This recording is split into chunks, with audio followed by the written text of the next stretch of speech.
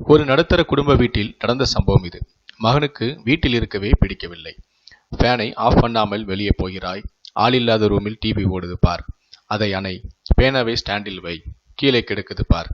இப்படியே சின்ன சின்ன விஷயத்திற்கு அப்பா அவனை நச்சரித்துக் கொண்டிருப்பது அவனுக்கு பிடிக்கவில்லை. நேற்று வரை வீட்டில் இருந்தால் இதையெல்லாம் தாங்கிக் கொள்ள வேண்டியிருந்தது.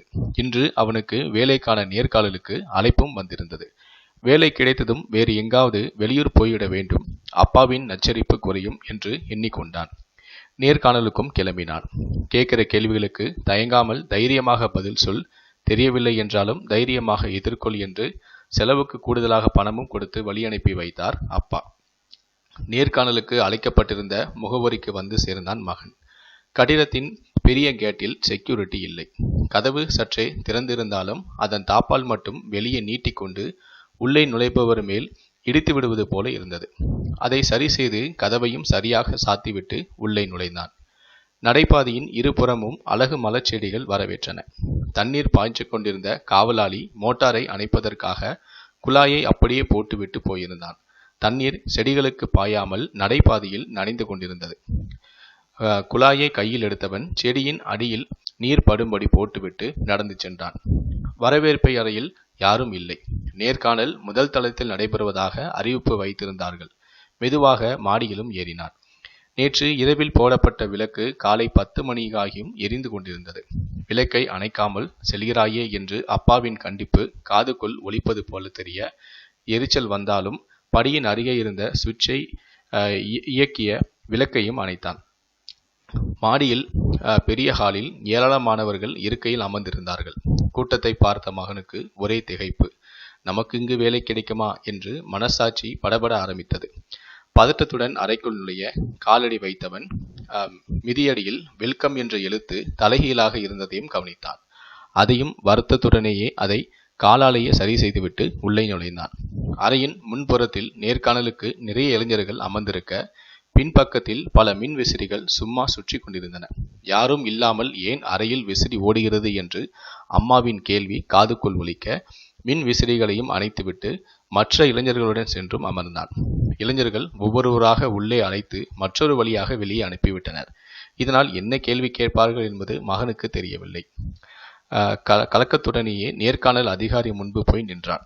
சர்டிபிகேட்களை வாங்கி பார்த்த அதிகாரி அதை பிரித்து பார்க்காமலேயே, நீங்கள் எப்போது வேலைக்கு சேர்கிறீர்கள் என்று கேட்டார்.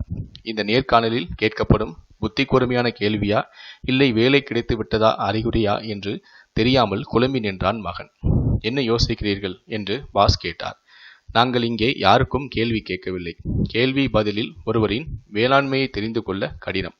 அதனால் செயல்பாட்டின் அடிப்படையில் தான் தேர்வு வைத்து விட்டு கேமரா மூலம் கண்காணித்தோம். இங்கே வந்த எந்த இளைஞனுக்குமே தேவையில்லாமல் வீணாகிய நீர், எரிந்த மின் விளக்கு, ஓடிய விசிறி எதையுமே சரி செய்யவும் இல்லை. நீங்கள் ஒருவர்தான் அத்தனையும் சரி செய்துவிட்டு உள்ளே வந்தீர்கள். நாங்கள் உங்களையே தேர்வு செய்திருக்கிறோம் என்றார். அப்பாவின் கண்டிஷன்கள் எப்போதும் அவனுக்கு எரிச்சலையே தரும். அந்த ஒழுங்குமுறையே இன்று வேலையை வாங்கி தந்திருக்கிறது என்பதை அறிந்தபோது நெகிழ்ச்சியாக இருந்தது. அப்பாவின் மீதுள்ள எரிச்சல் சுத்தமாக நனைந்தது. வேலைக்கு செல்லும் இடத்திற்கு அப்பாவையும் அழைத்து செல்லவும் முடிவுடன் சந்தோஷமாக வீடு திரும்பினான் மகன். அப்பா நமக்காக எது செய்தாலும் சொன்னாலும் ஒரு சிறந்த எதிர்காலத்துக்காக மட்டுமே இருக்கும். ஒளி வலிக்கையில் வலி என நினைக்கும் எந்த பாறையுமே சிலையாவதில்லை. வழி பொறுத்த சில பாறைகளை சிலையாகி ஒளி கூட்டுகின்றன. நாம் அழகிய சிலையாக உருவாக நமக்குள் இருக்கும் வேண்டாத சில தீய குணங்களையெல்லாம் கண்டிப்பாலும் தண்டிப்பாலும் சில நேரம் வில்லனாகவும் நமக்கு தெரியும் தந்தை ஒளி போன்ற வார்த்தைகளால் கட்டுப்படுத்துவதால் தான் நாம் காலரை தூக்கி கொண்டு கண்ணாடி முன் நின்று அவர்கள் உருவத்தை சிலையாக்கிய நம்மை அழகாக பார்த்து கொள்ள அந்த தந்தை என்ற ஒளி செதுக்கிய கைகரியமே. தாய் தன் குழந்தையை இடுப்பில் வைத்து கொண்டு தான் பாலூட்டுவாள், தாளாட்டுவாள், கதை சொல்லி தூங்க வைப்பாள். ஆனால் தந்தை அப்படி அல்ல. தான் காணாத உலகத்தையும் தன் மகன் காண வேண்டும் என தோள் மீது அமர வைத்து தூக்கி காட்டி கொண்டு போவார். ஒரு சொல் கவிதை அம்மா, ஒரே ஒரு சொல் சரித்திரம் அப்பா. தாய் கஷ்டப்படுவதை கண்டுபிடித்து விடலாம். தந்தை கஷ்டப்படுவதை பிறர் சொல்லிதான் கண்டுபிடிக்க முடியும். நமக்கு 5 வயதில் ஆசனாகவும் 20 வயதில் வில்லனாகவும் தெரியும் தந்தை இறந்தவுடன் மட்டுமே நல்ல நண்பனாக பாதுகாவலராக தெரிகிறார். தாய் முதுமையில் மகனிடமோ மகளிடமோ புகுந்து காலத்தை கடத்தி விடுவாள். அந்த வித்தை தந்தைக்கு தெரியாது. கடைசி வரை தனி மனிதன்தான். எனவே தாயோ தந்தையோ உயிருடன் இருக்கும்போது உதாசீனப்படுத்திவிட்டு இறந்த பின்பு அழுவதால் அவர்களுக்கு எந்த பிரயோஜனமும் இல்லை. இதை அனைவரும் புரிந்து கொண்டு நடக்க வேண்டும். இந்த வீடியோவை பற்றிய உங்களுடைய கருத்துக்கள் என்ன அப்படிங்கிறத கீழே இருக்கக்கூடிய கமெண்ட் செக்ஷனில் மறக்காம சொல்லுங்க. முடிந்த அளவுக்கு இந்த வீடியோவை மற்றவங்களுக்கும் ஷேர் பண்ணுங்க.